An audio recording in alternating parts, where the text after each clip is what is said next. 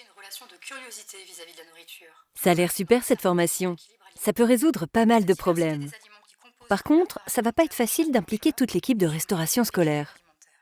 Un enfant qui annonce ne pas apprécier les légumes peut parfois cacher son attrait pour les légumes afin de s'intégrer. En effet, si d'autres enfants qui partagent la table sont défavorables aux légumes, cette réaction représente un frein important à leur consommation. Le déblocage de ce type de situation peut être opéré grâce aux encadrants qui sauront guider les enfants vers ces aliments. Vous voulez savoir comment je m'y suis prise pour mettre en place la formation Clémentine ? Après avoir obtenu l'accord de l'élu chargé de la restauration, Stéphane, notre directeur de restauration, a contacté les ressources humaines de la collectivité. Et ils ont accepté d'inclure Clémentine dans le plan de formation continue. Alors oui, la formation était devenue obligatoire pour toute l'équipe, mais comment allait-il réagir à cette nouvelle ? On n'a pas le temps pour ça.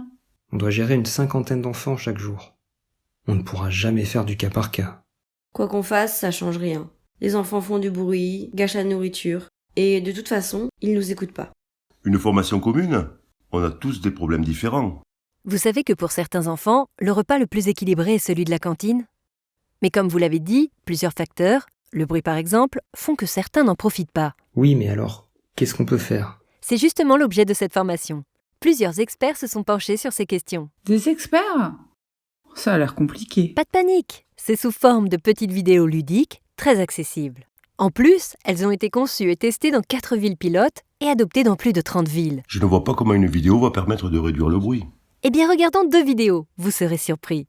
D'accord, ça ne coûte rien d'essayer. Mais quand et comment ? On va déjà programmer une première réunion, en tenant compte de l'agenda de chacun, disons une demi-heure environ. Ok, donc, j'ai trouvé ma salle bien au calme. Ah mince, j'ai pas de vidéoprojecteur. Bon, vu qu'on est 5, mon ordinateur suffira.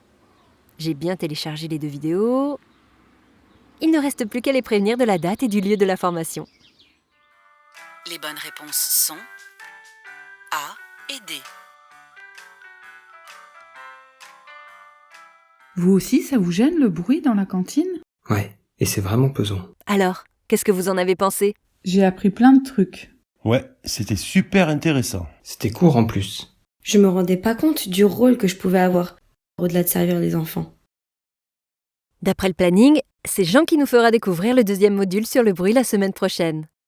À moins que vous ayez envie d'aborder une autre thématique. Et voilà le travail. À vous de jouer maintenant. Et pas nécessaire d'être diététicien pour ça.